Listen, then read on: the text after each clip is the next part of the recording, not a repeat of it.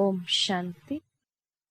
इंसान को जीने की कला सिखाता है राजयोग।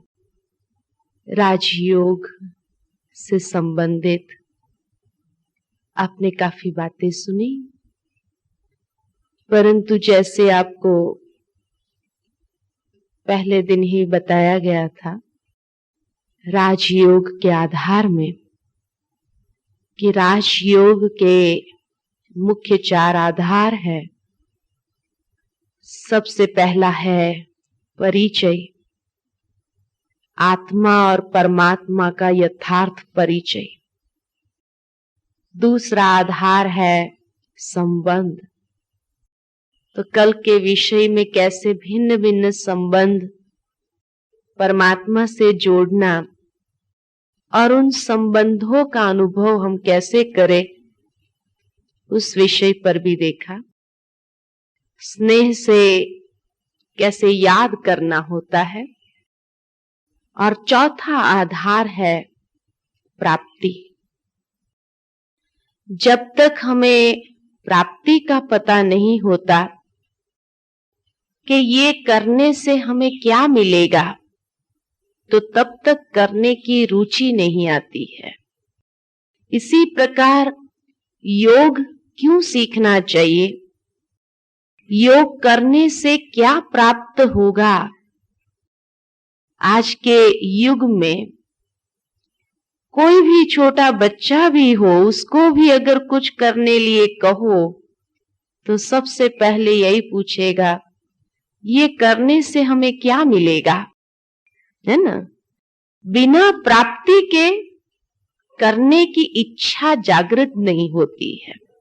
इसी प्रकार राजयोग क्यों करना चाहिए और आज के युग में करने से क्या मिलेगा हमें, आज का अभी का यही विषय है कि राजयोग द्वारा हमारे जीवन में क्या प्राप्ति होती है। इस चित्र में कुछ शक्तियां बताई है, जिन शक्तियों की प्राप्ति राजयोग के माध्यम से होती है। कि हर आत्मा कमजोर हो चुकी है, क्योंकि समय तीव्र गति से परिवर्तित हो रहा है और इसीलिए आत्मिक शक्ति जो है वो कंज्यूम होती जा रही है, परंतु उसको रिचार्ज नहीं करते हैं। बैटरी को जब तक रिचार्ज न करो तब तक वो फिर कार्य में कैसे आ सकती है। तो बैटरी को रिचार्ज करना और वो डिस्चार्ज हो जाती, कैसे कहते हैं कि ये डिस्चार्ज हो गई और रिचार्ज उसको करना है। और बैटरी के साथ उसको क्यों भेंट किया गया। तो जैसे दुनिया में भी हम देखते हैं कि बैटरी जो होती है उसको आजकल रिचार्जेबल बैटरीज आती है, उसको यूज करो तो वो डिस्चार्ज हो जाती, फिर उसको चार्जर में रख दो तो कुछ घंटे के बाद वो चार्ज हो जाती है। डिपेंडिंग चार्जर कैसा है, 5 घंटे का है या 15 घंटे का है, जैसा चार्जर होता है उस अनुसार उतने घंटे में वो रिचार्ज हो जाती है।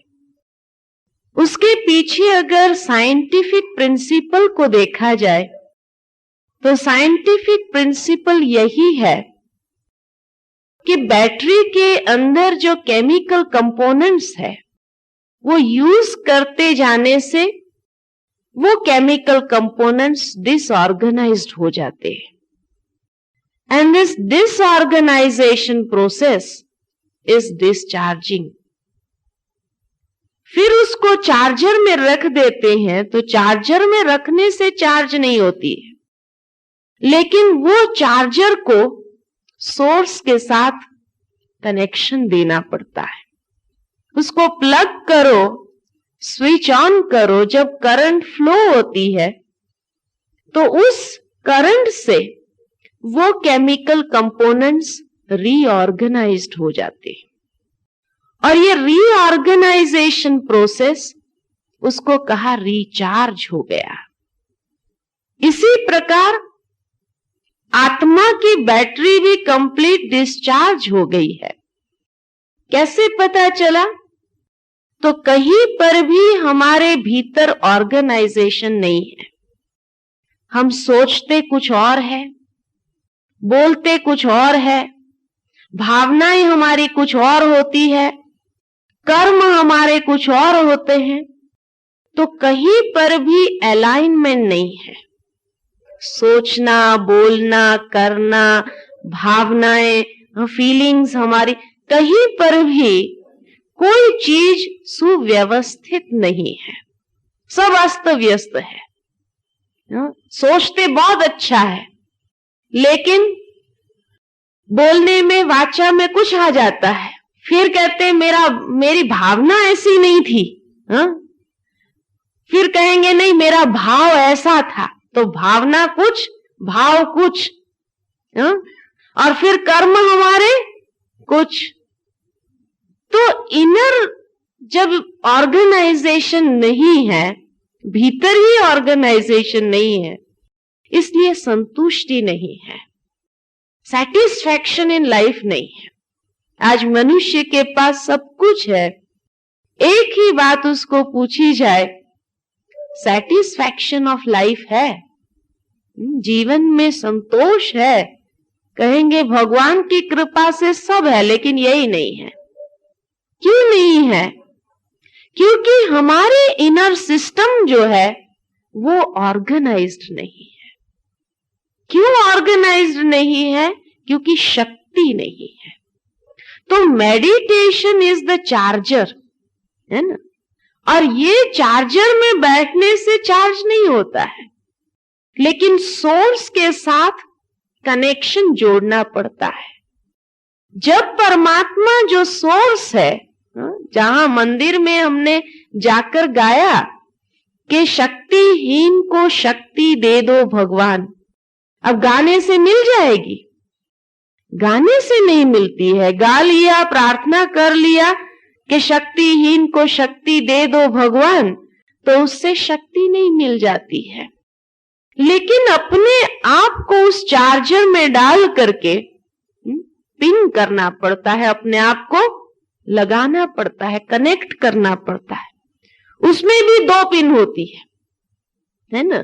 तो इसी तरह हमारी भी 2 पिन, मन और बुद्धि, दोनों को लगाना पड़ता है।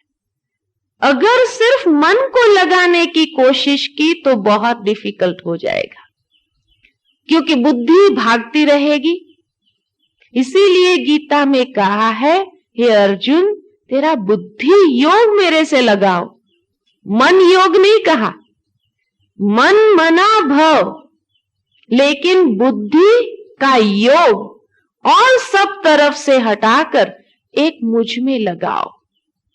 तो ये 2 चीज है, एक है मन, एक है बुद्धि। मन है आत्मा की सोचने की शक्ति। हम सोचना तो चालू कर देते हैं, मैं आत्मा हूं, मैं शुद्ध स्वरूप हूं, मैं प्रेम स्वरूप, ये सोचना चालू कर देते हैं, लेकिन सोचने से कुछ नहीं होता है। वो तो एक मोनोटोनस प्रोसेस हो जाती है फिर। लेकिन बुद्धि लगाना माना, बुद्धि है आत्मा का तीसरा नेत्र, विजुअलाइजिंग एबिलिटी। जो कुछ भी हम देखते हैं वो बुद्धि के नेत्र द्वारा देखते हैं। इसीलिए कहते हैं third I of wisdom. Third I of wisdom माना विजडम कहां है?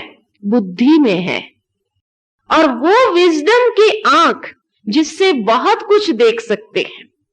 इन आंखों से तो लिमिटेड चीजें, यहां की दुनिया की चीजें देख सकते हैं, लेकिन बुद्धि की आंखों से अंतरिक्ष में भी जा सकते हैं, तो उससे भी पार जा सकते हैं। तो बुद्धि की एबिलिटी सिर्फ लिमिटेड नहीं है, इस दुनिया तक सीमित नहीं है, लेकिन इस दुनिया से भी पार की चीज देख सकते हैं, एक्सपीरियंस कर सकते हैं बुद्धि के नेत्र द्वारा। एक छोटा सा मिसाल आपको देती हूं कैसे एक्सपीरियंस होता है। मानो आप सभी यहां आए हो माउंट आबू में, लेकिन अभी तो दिन बहुत अच्छे हैं, गर्मी के दिन है, इसलिए कोई फिक्र चिंता की बात नहीं। परंतु अगर आप दिसंबर जनवरी के मास में आओ, जब -डिग्री कभी टेम्परेचर चला जाता है, और ऐसे दिनों में अगर आओ और सुबह 4 बजे उठना पड़े, सोच सकते हैं कितनी ठंडी होंगी उस समय।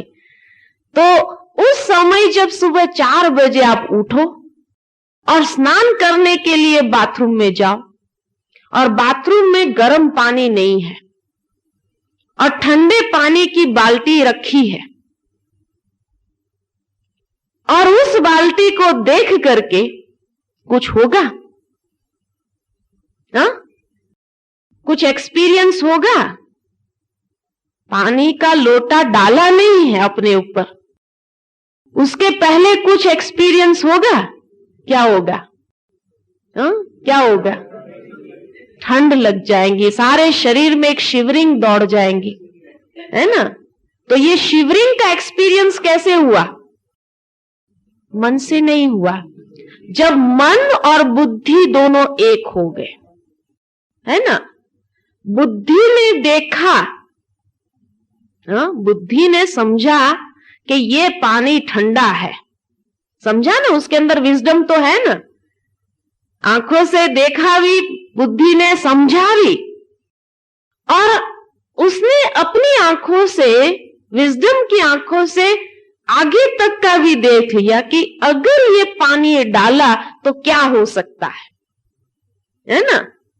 ये भी उसने देख लिया, और मन ने भी कहा कि देखो वातावरण ठंडा है, पानी ठंडा है, और इतना फ्रीजिंग हो रहा है वातावरण के अंदर, ये पानी डालना नहीं चाहिए। तो मन और बुद्धि दोनों एक हो गए। मन ने जो सोचा वही बुद्धि ने विजुअलाइज किया, है ना। तो बुद्धि की विजुअलाइजिंग एबिलिटी इतनी पावरफुल है कि सिर्फ चीजों को नहीं देखती है, लेकिन वो फीलिंग्स को भी देख सकती है, एक्सपीरियंस कर सकती है। और उसी के आधार पर जहां वो दोनों एक हो गए, तो शरीर में एक सिहरन दौड़ गई। अगर मन और बुद्धि एक होने से सिहरन का अनुभव कर सकते हैं, ठंडी का अनुभव कर सकते हैं, तो मन और बुद्धि एक हो जाए तो शांति का, शक्ति का एक्सपीरियंस नहीं कर सकते? कर सकते हैं ना। तो ये है बुद्धि की एबिलिटी, और इसीलिए बुद्धि की शक्ति इतनी पावरफुल है। मानो आप किसी के घर में गए हैं, कोई दोस्त के घर में, कोई मित्र के घर में गए हैं, और रात्रि को बैठे बैठे बातें करते करते समय चलता गया, रात को 12-1 बज गया, और जब आपने घड़ी की ओर देखा, अरे 12-1 बज गया, अब तो जाना चाहिए मुझे घर में। आपके मित्र ने कहा भी, अरे रात रह जाओ, क्या इतनी जल्दी है, फोन कर दो और यहां ही रह जाओ। आपने कहा नहीं नहीं, 15 मिनट का ही तो रास्ता है, चले जाएंगे पैदल। फ्रेंड ने कहा कि देखो रास्ता एकांत का है, 12 से ऊपर बज गए हैं, मैं तो यही एडवाइस करता हूं तुम यहां सो जाओ और फोन कर दो घर में कि कल सुबह तुम पहुंच जाएंगे। कहा नहीं नहीं, मैं चला जाऊंगा। अच्छा, आप निकल पड़े, और जैसे ही निकल पड़े, रास्ता जो एकांत का था, उस एकांत के रास्ते पर आप आए, और कुछ आवाज आपको सुनाई दिया, और जब कुछ आवाज सुनाई दिया, पसीना पसीना छूटने लगा, वापस मुड़ के आ गए। आपके मित्र ने कहा क्या हुआ? कहेंगे आज जो मैंने भय का अनुभव किया, जिंदगी में ऐसा कभी अनुभव नहीं हुआ।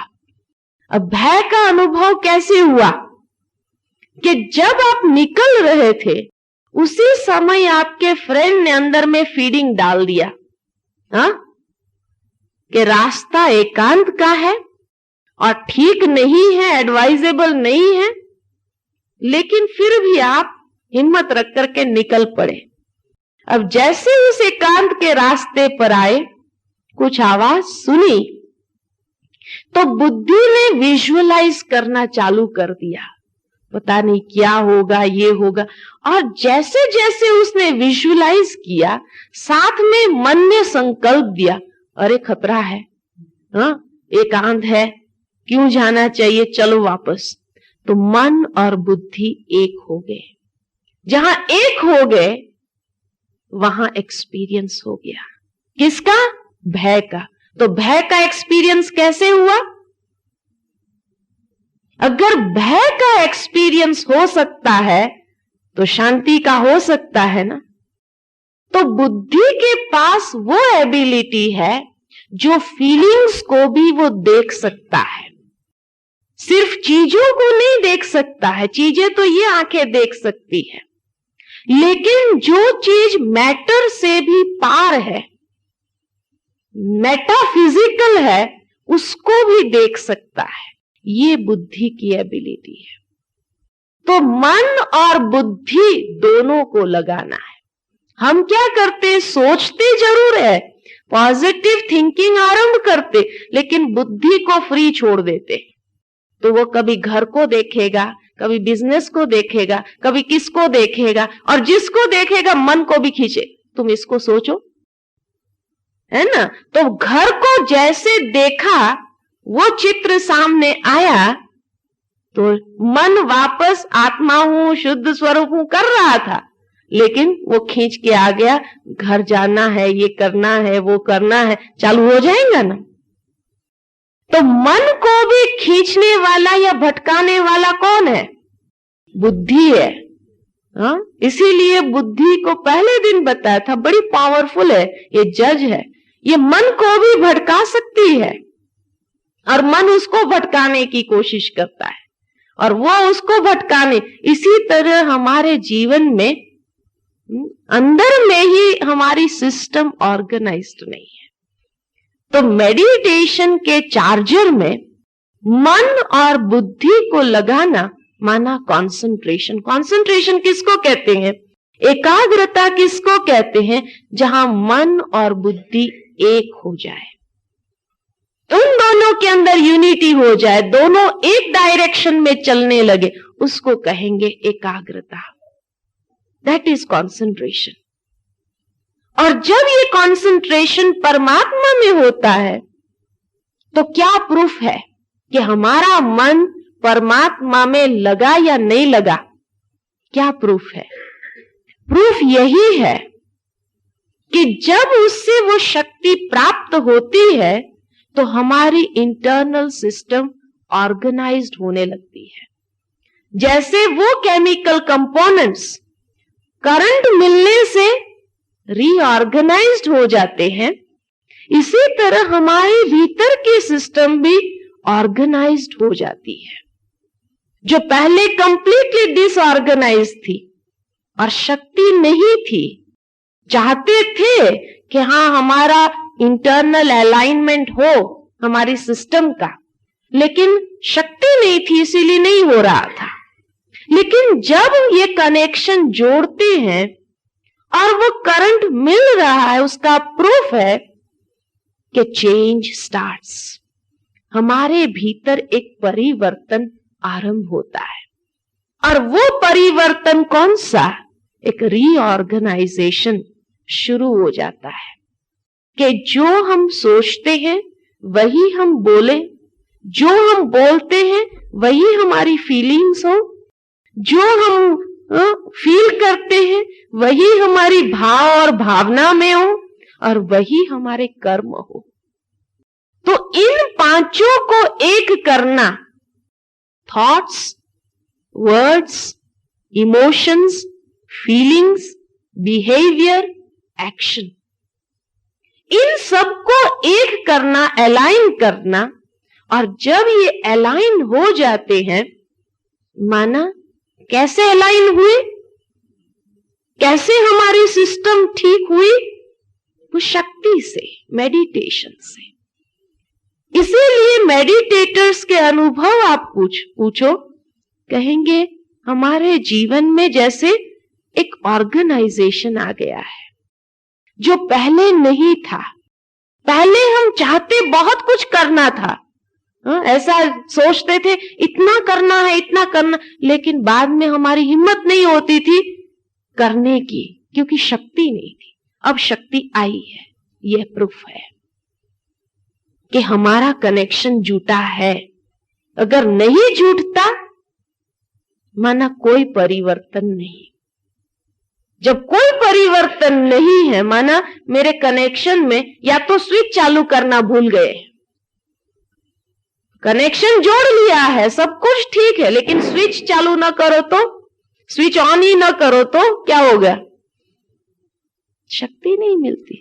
तो मेडिटेशन में बैठे हैं लेकिन स्विच ऑन करना माना कॉन्शियसनेस कि स्विच ऑन कर देना, कि वो स्मृति की स्विच ऑन करना।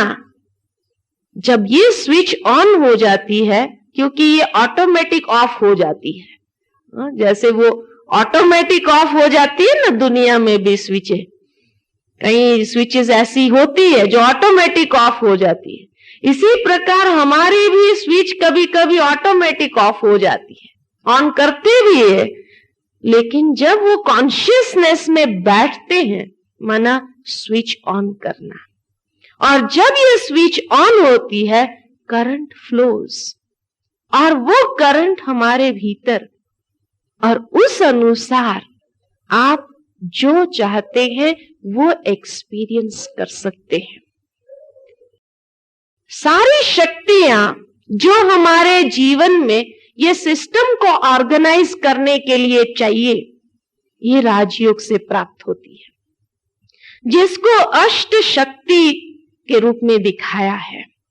भक्ति में एक यादगार है अष्ट दुर्गा का।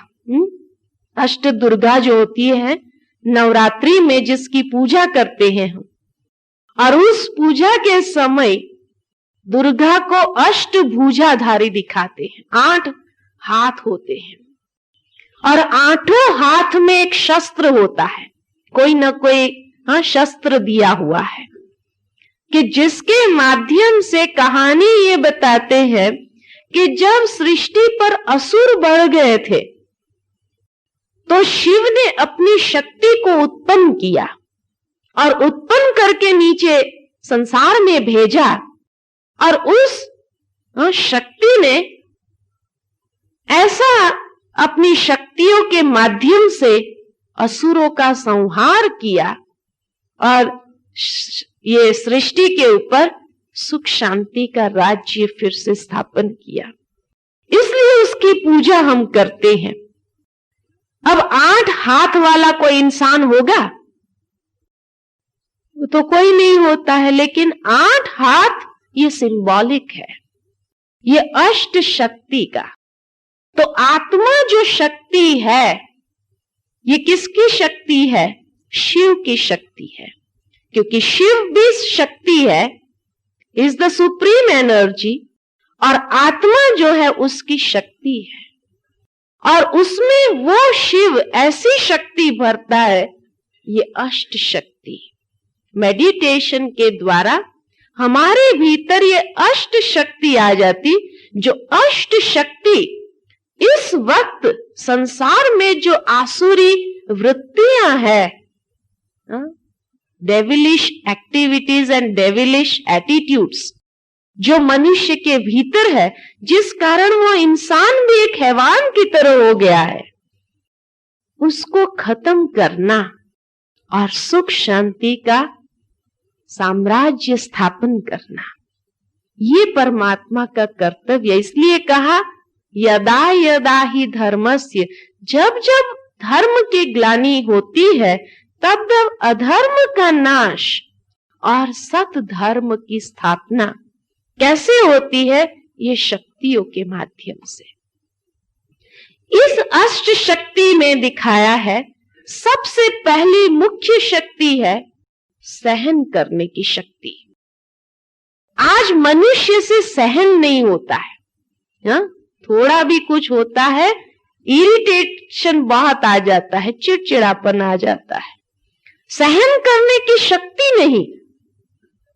और जब सहन करने की शक्ति नहीं तो कितना गड़बड़ कई बार हो जाती है, कितना मामला गर्म हो जाता है।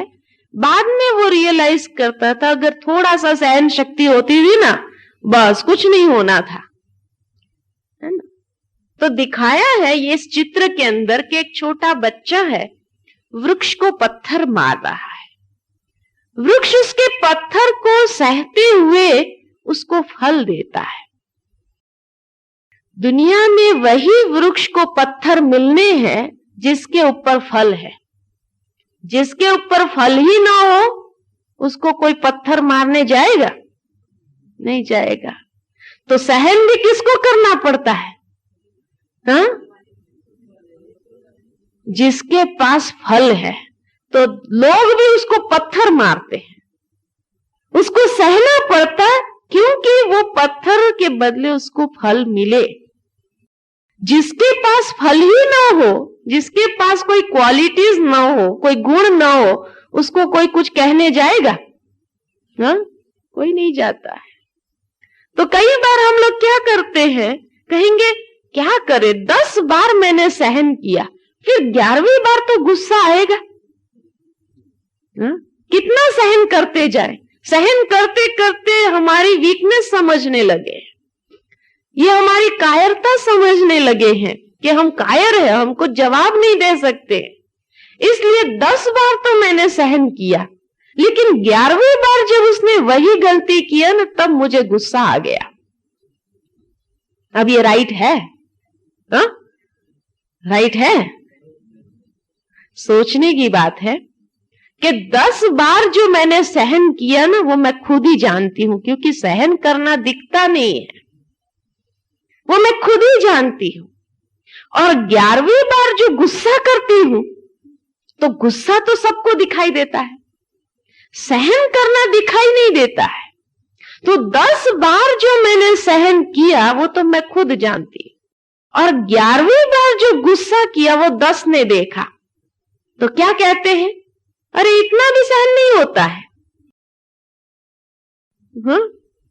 इतना भी सहन, तो माना इतनी बार जो मैंने सहन किया उसके ऊपर तो पानी फिर गया, पानी फेर दिया ना। किसने फेर दिया? खुद ने फेर दिया। तो 10 बार जो सहन किया वो तो बेकार का गया।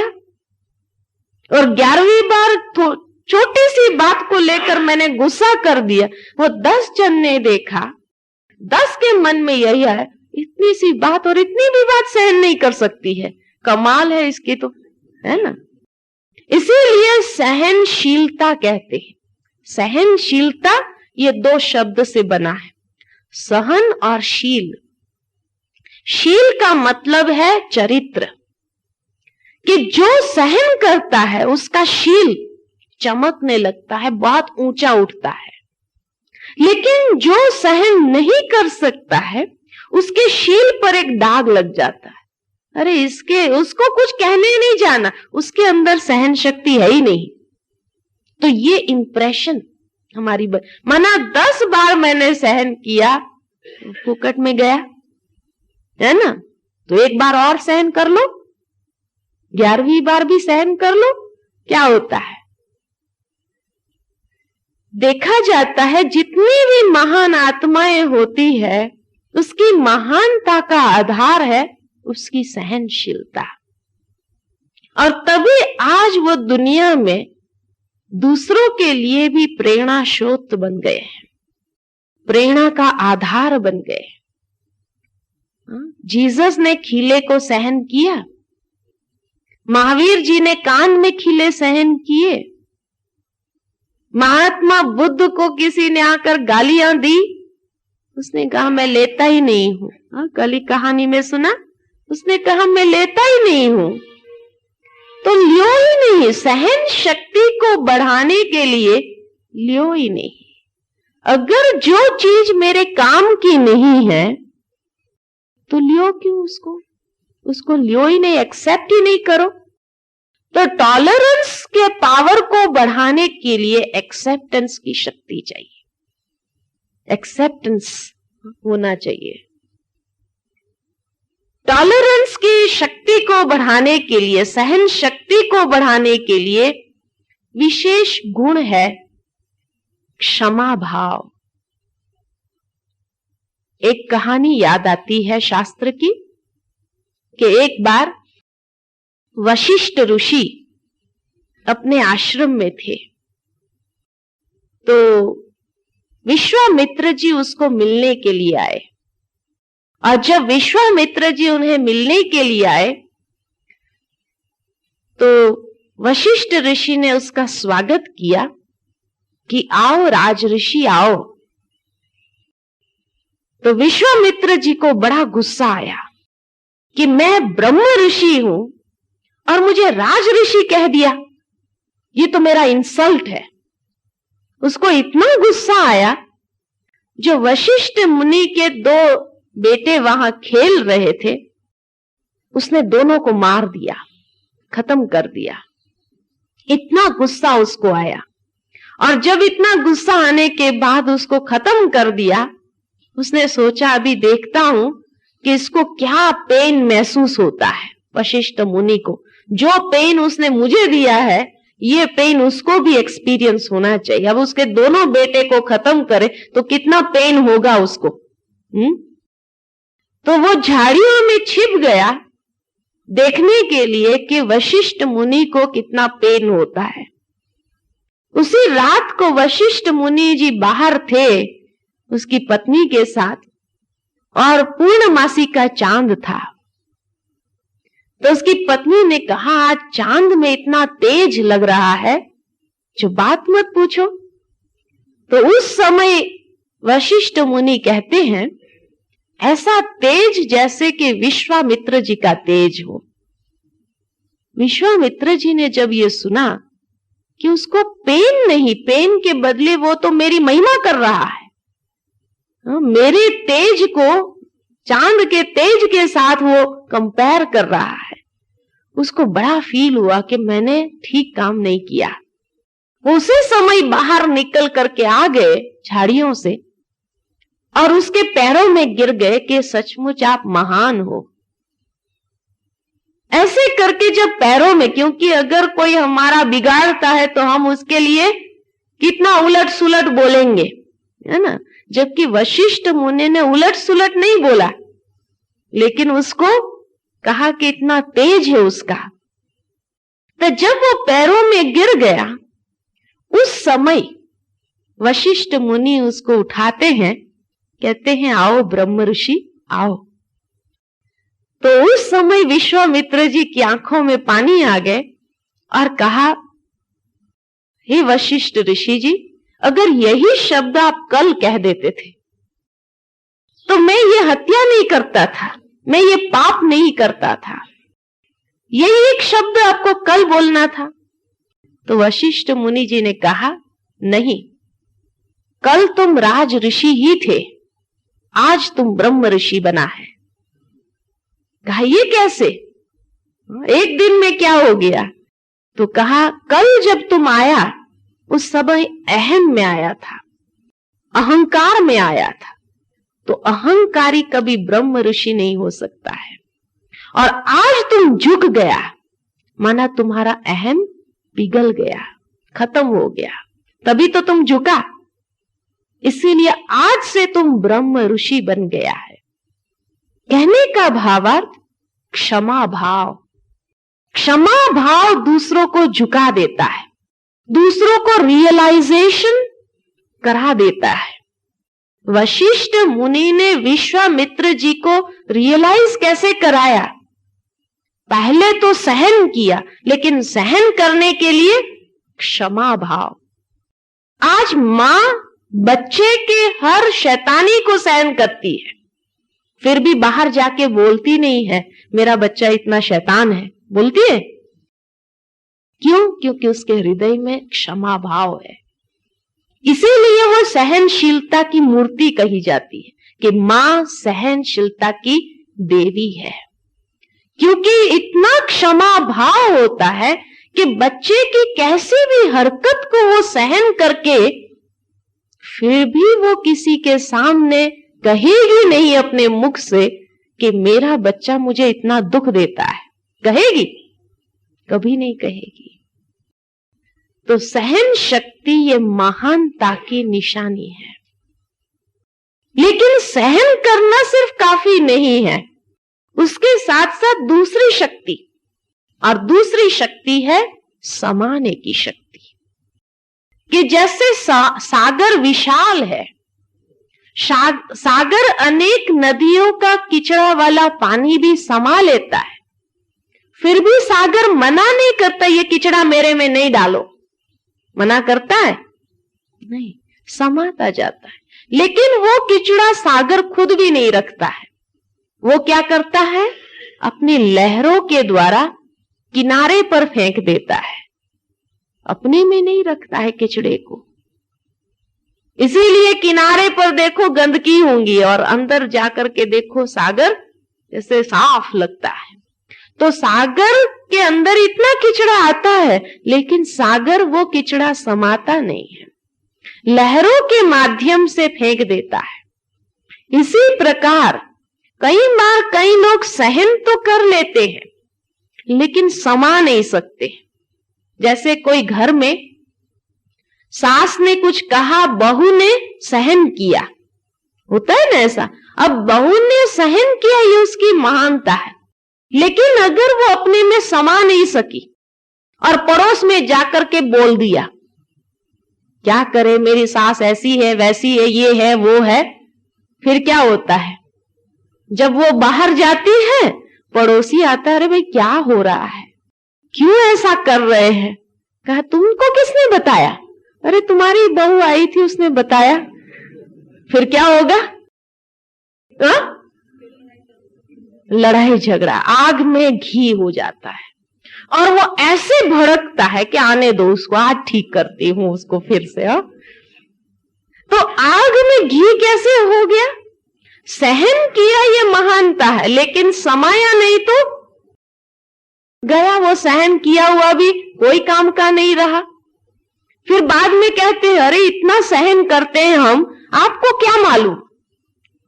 लेकिन समा नहीं सकते हैं तो कोई मतलब नहीं वो सहन किया हुआ का।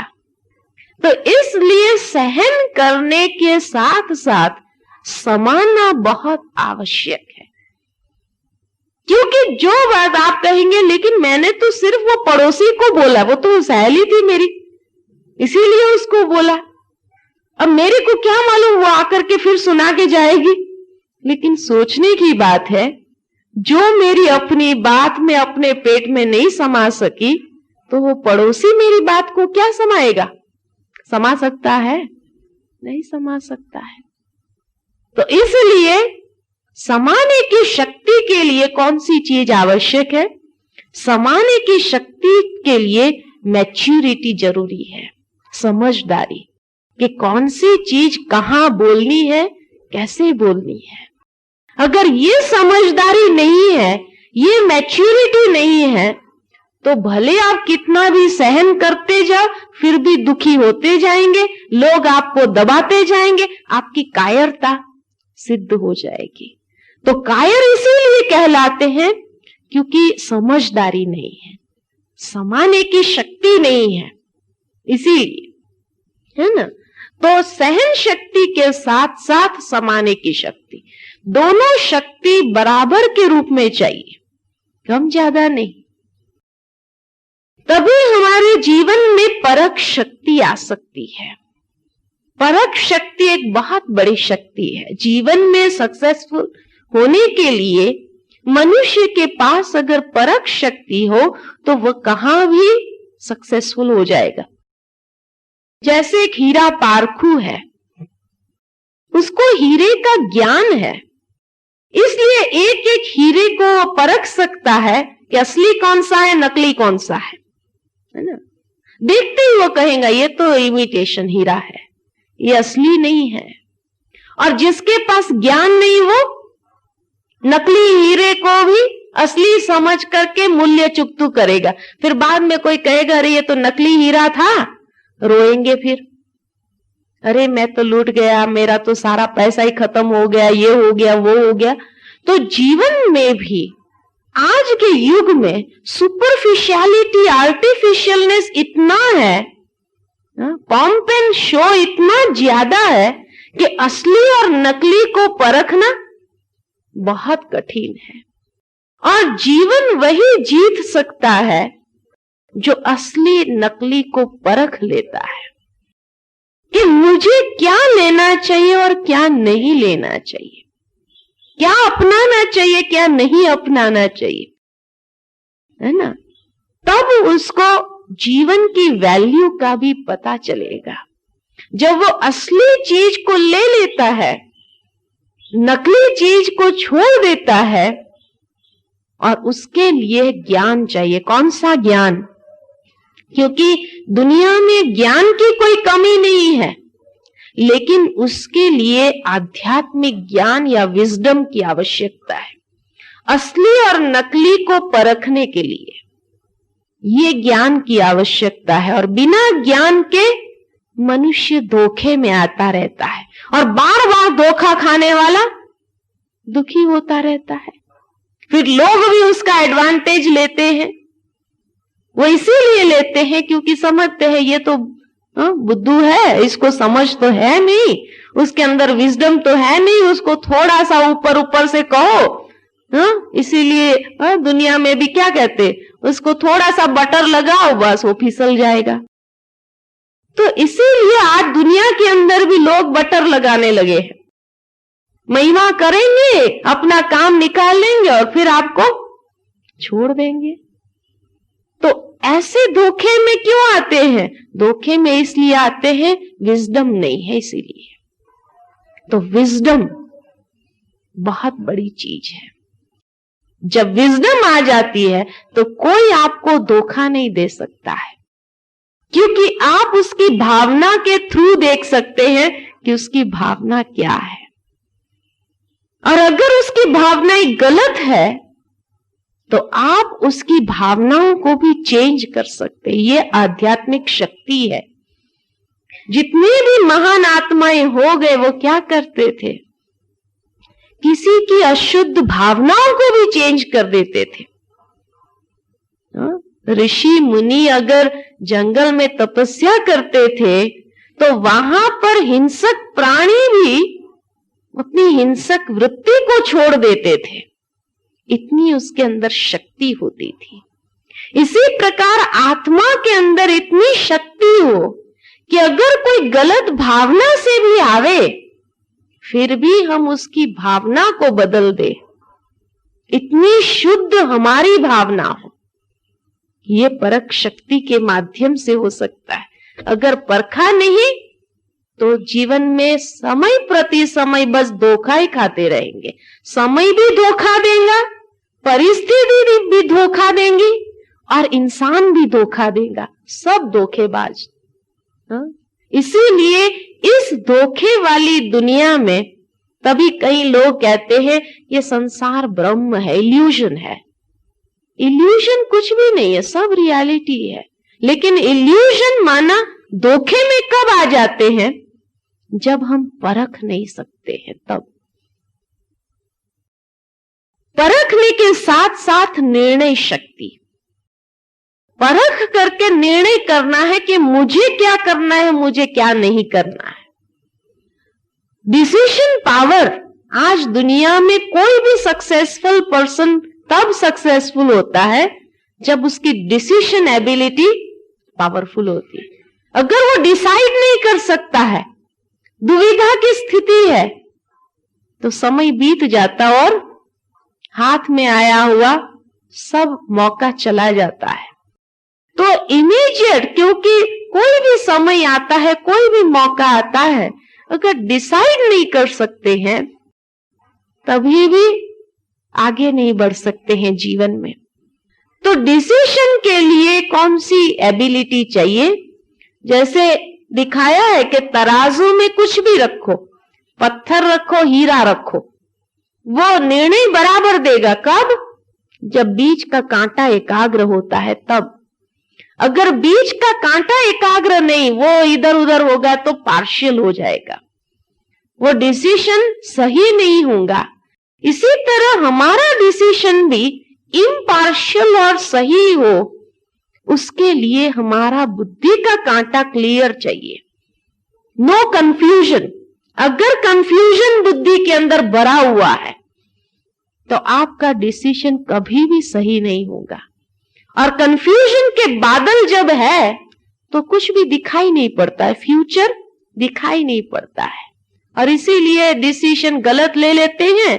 बाद में जब उसका परिणाम भोगना आता है तब कहेंगे अरे ये बात तो मैंने सोचा ही नहीं था, अगर ये एंगल से मैं सोचता था तो ये निर्णय नहीं लेता था।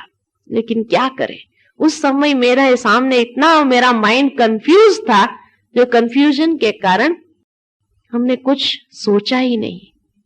तो कंफ्यूजन को क्लियर करने के लिए एकदम बुद्धि का योग क्लियर चाहिए, तब परमात्मा से भी वो शक्ति प्राप्त होती है। ये शक्ति भी बहुत जरूरी है, और ये शक्ति का प्रयोग गलत जगह हो जाता है। क्या होता है, कई बार कई लोग कहते हैं कि मेरे अंदर फेस करने की शक्ति तो है, लेकिन फिर भी हम सक्सेसफुल नहीं होते हैं। तो क्यों नहीं होते हैं? कारण क्या है कि जहां सहन करना है वहां फेस करते हैं, और जहां फेस करना है वहां सहन कर लेते हैं। जहां सहन करना है वहां सामना करेंगे, और जहां सामना करना है वहां सहन करके बैठ जाएंगे। उल्टा कर दिया ना। तो शस्त्र तो है, जहां तलवार चलानी है वहां ढाल पकड़ ले तो, और जहां ढाल चाहिए वहां तलवार दिखाई तो मर जाएंगे, काट देंगे। अरे ढाल पकड़ो ना तुम। तो दोनों चाहिए, एक ढाल भी चाहिए, एक तलवार भी चाहिए। लड़ने में, युद्ध के मैदान में दोनों चाहिए। एक ही अगर होगा तो चलेगा, सिर्फ ढाल होगी तभी भी नहीं चलेगी, और सिर्फ तलवार होगी तभी भी नहीं चलेगी। इसी तरह लाइफ इज अ स्ट्रगल। वर्तमान युग में जहां व्यक्ति जी रहा है, हर क्षण उसको स्ट्रगल करना पड़ता है, और उसके लिए ये दोनों चीज दी हुई है, सहन शक्ति भी और सामना करने की शक्ति भी। लेकिन गलत जगह पर गलत का प्रयोग, गलत शक्ति का प्रयोग हो जाता है। अब सहन कब करना है और सामना कब करना है, कब करना होगा? सहन कब करना चाहिए और सामना कब करना चाहिए? क्या करेंगे? सहन कब करना चाहिए, सामना कब करना चाहिए, नहीं मालूम। कोई आपकी बुराई कर रहा हो तो सहन कर लो, और सामना कब करो? जब मारने आए तो सामना कर लो। कोई सामने वाली व्यक्ति गुस्से में होंगी तो सहन करना चाहिए, और सामना, अच्छा जब उसका गुस्सा बंद हो जाए तब सामना करो आप। ये अच्छी बात है। तो स्ट्रॉन्गर क्या है हमारे से? नेगेटिव थॉट्स, उसका सामना करो, फेस इट। हाँ, और सहन करो, जो हमें हार्म नहीं कर सकते हैं उसको सहन कर लो। वास्तव में सहन करो व्यक्तियों को और सामना करो परिस्थिति का। परिस्थिति जब आती है उसका सामना करो, फेस इट।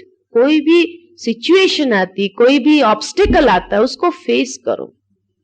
लेकिन व्यक्ति ने, किसी ने 2 गाली दिया, कहां लगी हमको? लियो ही नहीं, उसको सहन करो। अब हम क्या करते हैं? व्यक्ति के सामने सामना करते हैं और परिस्थिति को सहन करते हैं। इसलिए परिस्थिति हमको दबाती जा रही है, हमको सप्रेस करती जा रही है। तो व्यक्तियों को सहन करो। आज देखते हैं जब ट्रेन में जा रहे हैं और 3 लोग बैठे हैं, 4 बैठ सकते हैं, उसको कहा थोड़ा आगे खिसको। आगे खिसकने के लिए कहा उसको, उसने कहा नहीं खिसकते हैं, और उसने 2 गाली बोल दिया। अब आपको इतनी जोर से लग जाती, उसको 4 गाली दे देते हैं, वो 8 गाली देता है, ये 10 गाली देता है, वो 12 गाली देता है। फिर कहां मामला पहुंच जाता है? लड़ाई झगड़े और खून तक कभी कभी मामला पहुंच जाता। कारण क्या हुआ? अरे वो सहन नहीं हुआ, खड़े हो रहे थे और उसने 2 गाली दिया, बस सहन नहीं हुआ। अरे वही सहन करके ऐसे कोई जो गाली देने वाला, क्या मुंह लगना उसके मुंह लगो ही नहीं, और वो गाली आपको कहां लगी? हट जाओ वहां से। ये है सहन कर।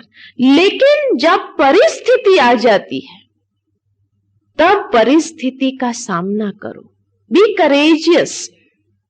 आज व्यक्ति एक दुकान में खड़ा है और दुकान में खड़ा है बिजनेस के लिए, और कुछ चोर लोग आ गए, उसको चाकू दिखा दिया। अब क्या करेंगे? सहन करना चाहिए, सामना करना चाहिए? सामना करना चाहिए। सामना करेंगे तो क्या होगा? वो मारेगा भी और सारी कमाई भी लूट के जाएगा। तो क्या करेंगे आप? देखना चाहिए ये किस लिए आए, ये समझना चाहिए। अगर वो धन के लिए आए, पैसे के लिए आए, तो एक दिन की कमाई जाएगी, ये समझदारी है कि एक दिन की कमाई जाएगी, लेकिन जान तो बच जाएगी, दूसरे दिन उसको कमा सकते हैं। लेकिन अगर वो चरित्र के पीछे आए हैं कि मेरे से कोई ऐसा काम कराने आए हैं जिससे मेरे चरित्र पर दाग लग सकता है, तो जान जाए पर चरित्र न जाए ना? तो इसलिए उस समय सामना करो। वो धन दौलत के लिए नहीं आए हैं, वो आपसे गलत काम कराने आए हैं, और ऐसा काम कि जिसके कारण से आपके चरित्र पर ऐसा दाग समय हमेशा के लिए लग जाएगा जिसको धोना मुश्किल हो जाएगा। तो ऐसे समय पर जान जाए पर चरित्र न जाए। तो इसलिए कहा सहन कब करना है और सामना कब करना है, ये हमें परख होनी चाहिए। ये परख शक्ति चाहिए, डिसीजन पावर चाहिए, तो माना समझदारी चाहिए, परखने की शक्ति चाहिए, निर्णय करना चाहिए, और फिर उसका सहन करो या सामना करो। क्या करना है? सिचुएशन को देख करके। हर जगह एक लाठी नहीं चलती है कि बहन जी ने ऐसा कहा था ना इसलिए ऐसा करो, नहीं, एक लाठी नहीं चल। हाँ, व्यक्ति के सामने सहन करो, वहीं फुल स्टॉप कर दो, नहीं तो वो मल्टीप्लिकेशन कभी खत्म नहीं होगा। 2, 4, 4 का 8, 8 का 16, 16 का 32, वो मल्टीप्लिकेशन ऐसा है जो कभी खत्म नहीं होगा। तो 2 कहा वहां से ही समझ जाओ कि इसके मुंह लगने की जरूरत है ही नहीं, मुझे हट जाओ, है ना? लेकिन बाद में फिर दोनों का ईगो ऐसा होता है, कोई अपने को कम समझना नहीं चाहता है लोगों के साथ, और वहां पर इतना बड़ा मामला हो जाता है। और बाद में अगर कोई पूछता है क्या हुआ था, अरे इसने 2 गाली दिया, अरे 2 गाली तो सहन कर लेता था, है ना? तो सामना करने की शक्ति भी जरूरी है। और उसके बाद है सहयोग की शक्ति, पावर टू कोऑपरेट, सहयोग देना और लेना। जैसे दिखाते हैं कि कृष्ण ने भी जब गोवर्धन पर्वत उठाया था तो अपनी अंगुली पर उठाया था, लेकिन उस समय हर गोप गोपी ने उसको सहयोग दिया था, अंगुली का सहयोग दिया था, और तब जाकर के वो सारा गोवर्धन पर्वत उठा सके। माना कितनी भी बड़ी परिस्थिति हो, अगर हम एक दूसरे के सहयोगी बन जाते हैं तो पहाड़ जैसी परिस्थिति को भी पार कर सकते हैं, उसको सहज उठा करके मिटा सकते हैं। लेकिन अगर सहयोग न देना लेना आता है तो उससे कुछ भी प्राप्ति नहीं हो सकती। इसलिए कहते हैं सहयोग, ये भी एक बहुत बड़ा योग है। माना कनेक्शन अगर हमारा दूसरों के साथ अच्छा है, रिलेशनशिप हमारा अच्छा है, तो सबका सहयोग समय पर मिल सकता है। लेकिन हमारा अगर प्यार भरा स्नेह भरा रिलेशनशिप नहीं है तो किसी का भी सहयोग नहीं मिल सकता है, और अकेले को सामना करना पड़ता है, अकेले को सहन करना पड़ता है, और किसी व्यक्ति के अकेले की तो ताकत ही नहीं है। तो इसीलिए सहयोग देना और लेना, सहयोग कहा ही जाता है देवताई लक्षण, और सहयोग न देना ये आसुरी लक्षण है। कैसे? तो उसकी एक कहानी है कि एक बार इंद्र राजा ने अपने दरबार में दावत रखी, और बहुत बड़ी दावत थी। उसमें देवों को भी बुलाया और असुरों को भी बुलाया, क्योंकि असुरों की हमेशा कंप्लेन रहती थी कि इंद्र जो है ना पार्शियलिटी बहुत करता है, ये असुरों को डाउन करता है हमेशा। तो इसीलिए इंद्र राजा ने कहा कि आज उनका मैं ये उल्हना समाप्त कर दूं, तो इसलिए दोनों को बुलाया, देवों को भी बुलाया, असुरों को भी बुलाया, और पहले भोजन के लिए असुरों को बिठाया, क्योंकि असुरों की ये भी कंप्लेन थी कि इंद्र राजा जब दावत पर बुलाता है ना, तो वो बुलाता तो है लेकिन उसके बाद वो देवताओं को पहले बिठाता है, और बाकी का जो बचा होगा वो हमें देगा। तो ये भी उसकी कंप्लेन समाप्त हो जाए, इसलिए असुरों को पहले बिठाया कि पहले तुम लोग खाओ, लेकिन एक शर्त रखी कि किसी को भी हाथ मोड़ के नहीं खाने का। हाथ बांध दिए, एक लकड़ा बांध दिया, हाथ सीधा रखना और खाना खाना। अब 56 प्रकार के भोज थे और इतनी अच्छी सुगंध आ रही थी खाने की, लेकिन बिना हाथ मोड़े खाना है। अब कैसे खाएंगे? तो पॉसिबल ही नहीं है। तो कहा देखा ये इंद्र की फिर नई चाल आई, हमको खाना नहीं खाने देना है, इसीलिए ये काम किया है इसने, हमको पहले बिठाया ताकि हमारा मजाक सब उड़ाए। तो इतना गुस्से में आ गए असुर लोग, फिर उठ गए, बिना खाना खाए ही उठ गए, क्योंकि खा ही नहीं सकते थे। फिर इंद्र राजा ने कहा अभी देवताएं बैठेंगे, तो कहा देखो देवताओं को वो कैसे कर। कहा नहीं, देवताओं के लिए भी वही बात है कि देवताओं के भी हाथ बांध दिए और कहा तुम लोगों को भी बिना हाथ मोड़े खाना है। और देवताओं ने भरपूर पेट भोजन किया। कैसे किया? आमने सामने बैठ गए, उसने उसको खिलाया, उसने उसको खिलाया, क्योंकि देवताओं को तो आपस में प्यार था ना। तो प्यार था तो भले हाथ बांधा, आमने सामने बैठ गए और एक दूसरे को खिलाते गए।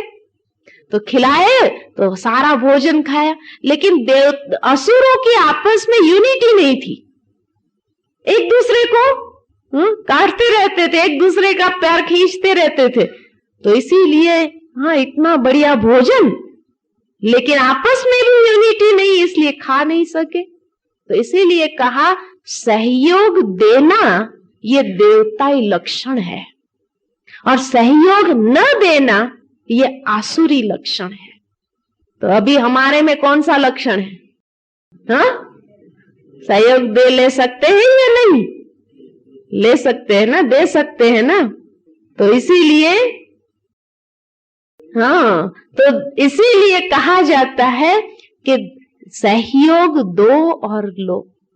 देंगे तो मिलेगा, ऐसे नहीं मिले तो हम देवे ना, ये एटीट्यूड नहीं रखो, रिवर्स कर दो ये एटीट्यूड कि देंगे तो मिलेगा, देंगे ही नहीं तो मिलेगा कैसे।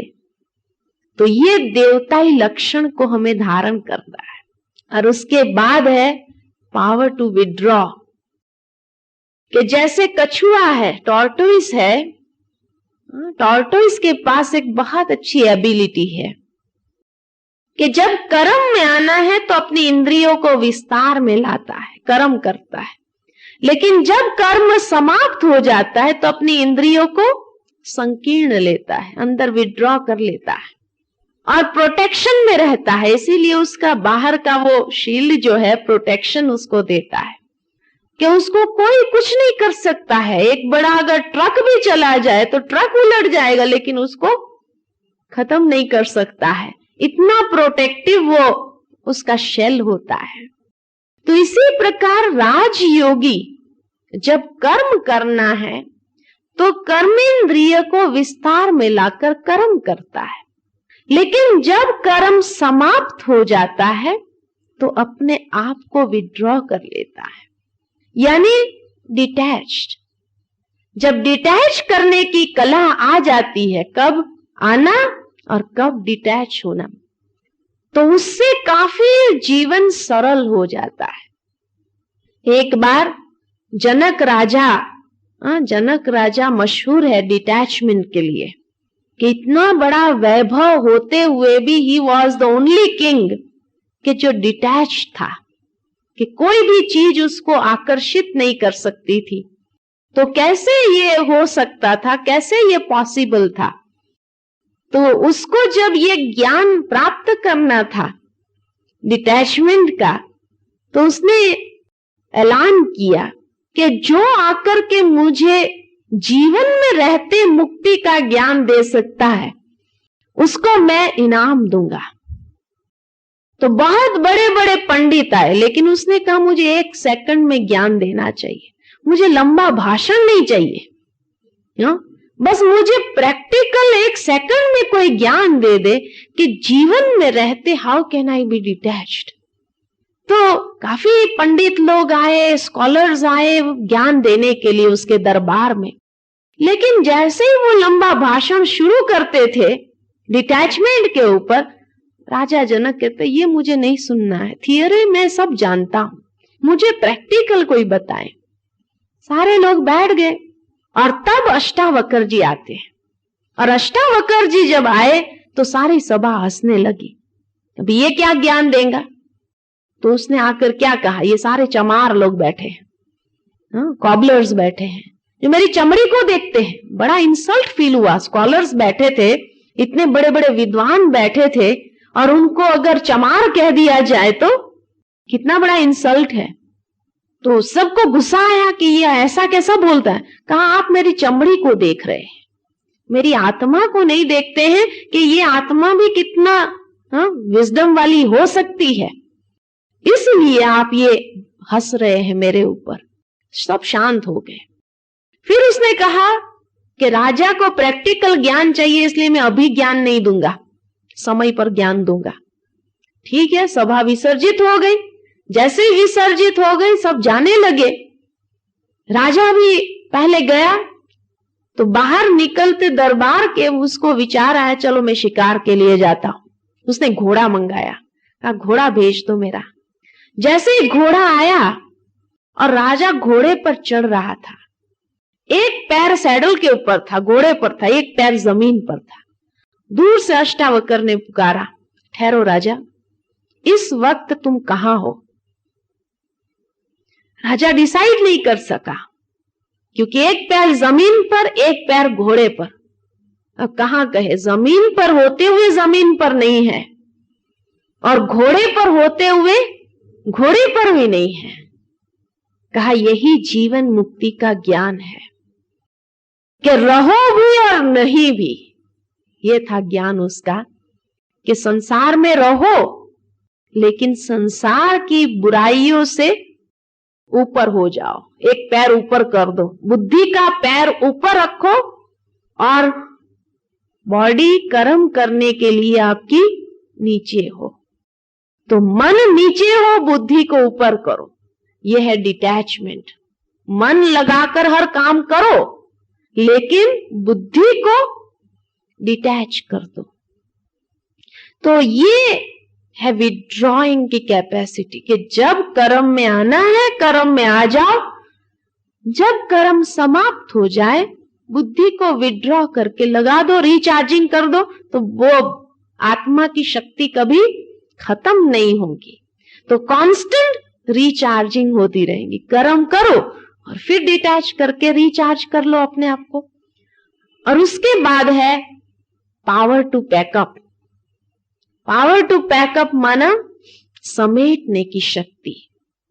आज जैसे बाहर गांव जाना होता है, बैग बिस्तर को समेट लेते हैं, है ना, लेकिन सारा घर तो उठा के नहीं ले जाएंगे ना। जो रास्ते में जरूरी चीजें हैं वही ले जाएंगे। उसमें भी एक अटैची तैयार करेंगे, एक बिस्तरा तैयार करेंगे। ट्रेन में दोनों चाहिए ना, तो एक बिस्तरा होगा, एक अटैची होगी। अब अटैची में क्या डालेंगे, बिस्तरे में क्या डालेंगे? हाँ, अटैची में क्या डालेंगे, बिस्तरे में क्या डालेंगे? हाँ, बिस्तरे में रास्ते में काम आने वाली चीज, उसमें वैल्यूएबल्स नहीं रखेंगे। रखेंगे कोई बिस्तरे में वैल्यूएबल्स रखेंगे? वैल्यूएबल्स जो होंगे वो सूटकेस में रखेंगे। और सफर में भी हमारी नजर किस पर रहेगी? सूटकेस पर। हाँ, सूटकेस ठीक है ना, बिस्तरे को नहीं देखेंगे। बिस्तरा भले पड़ा रहा है, बैठो बैठो, दूसरे को भी कहें बैठो उसके ऊपर, है ना। तो बिस्तरे का कोई ध्यान नहीं रखेगा, लेकिन अटैची का पूरा ध्यान रखेगा। नजर हमारी रहेगी कि सूटकेस है ना, उसमें वैल्यूएबल्स है, उसको बराबर संभाल के रखो, बराबर संभाल के रखो। तो इसी तरह ये जीवन भी मुसाफरी है, जीवन भी एक यात्रा है। और इस यात्रा में भी ये दो चीज हमेशा हमें एवर रेडी रखनी है, एक बिस्तरा, एक अटैची। अब बिस्तरे में क्या डालेंगे और अटैची में क्या डालेंगे? तो बिस्तरे बनाना है, बिस्तरा बनाना है, हमें रोल करना है पाप कर्मों का, क्योंकि पाप और पुण्य दोनों ही आत्मा के साथ रहते हैं।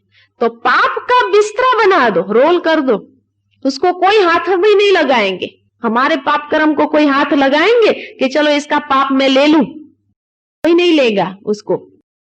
लेकिन अटैची पर सबकी नजर है। अटैची में पुण्य कर्म डालो, जो अच्छाई है, जो अच्छे गुण है, जो अच्छी बातें हैं, हाँ, जो पुण्य कर्म है, उसकी अटैची तैयार करो। लेकिन ध्यान रखना, इस मुसाफरी में भी उस अटैची पर सबकी नजर है।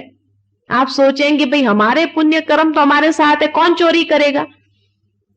लेकिन नहीं, आज के युग में सब चोरी हो जाता है, पुण्य कर्म भी चोरी हो जाते हैं। मालूम है पुण्य कर्म कैसे चोरी होते हैं? पता है? क्योंकि हमने सोचा होगा मेरी अटैची तो ठीक है, लेकिन वो तो खाली हो गई है ऑलरेडी अंदर से। तो इस दुनिया में पुण्य कर्म की चोरी कैसे होती है? पुण्य कर्म कैसे चोरी होती है? नहीं पता है? हाँ, इस दुनिया में पुण्य कर्म की चोरी होती है। संग लगा, कुसंग, बुरा संग लगा तो क्या हो जाएगा? सारी अच्छाइयां खत्म हो जाएंगी। तो संग का रंग, कंपनी जो है कैसी है हमारी? अगर बुरी कंपनी है तो वो हमारे पुण्य कर्म को, अच्छाई को समाप्त कर देती है। इसलिए इस यात्रा में हमेशा अपने संग की संभाल करना। वापस जाएंगे ना, तो वापस अपने स्थान पर भी अपने संग की संभाल करो। या तो आप में इतनी शक्ति हो कि अपने संग को भी बदल दो, उसको भी चेंज करने की शक्ति हो, ताकि वो भी अपनी अटैची तैयार करे। क्योंकि जब भी अंतिम समय आए तो हमारे साथ और कुछ नहीं चलना है, यही अटैची और बिस्तरा दोनों चलेगा। और भगवान के घर में कहेंगे अभी इसकी अटैची खोलो, क्योंकि उसी के आधार पर दूसरा जन्म मिलना है। अब अटैची खोली, अरे देखा खाली हो गई, ये तो अंदर कुछ है ही नहीं। और पाप कर्म का बिस्तरा बहुत बड़ा लिया है, तो उठाने के लिए भी कोई कुली तो मिलेगा नहीं। तो इसलिए समेटने की शक्ति, कि उसको समेट लो। जो पाप कर्म की चीजें हैं, बातें हैं, एक्टिविटी है, उसको समेट लो, उसको खत्म कर लो और पुण्य कर्म की अटैची भरपूर करो। तो ये समेटने की शक्ति, जो भी ऐसी बातें आती है जीवन में जो आपको डिस्टर्ब करने वाली, जिसके कारण आपके नेगेटिव थॉट्स आदि चलने लगे, उसको फुल स्टॉप करो। बीती को बीती कर दो, छोड़ो ना, क्या बात है, उसको लेकर के क्यों चल रहे हैं हम, उसको क्यों पीछे लटका रहे हैं, उसको छोड़ो, फुल स्टॉप लगा दो। और फुल स्टॉप लगा करके समेट लो, समाप्त कर दो।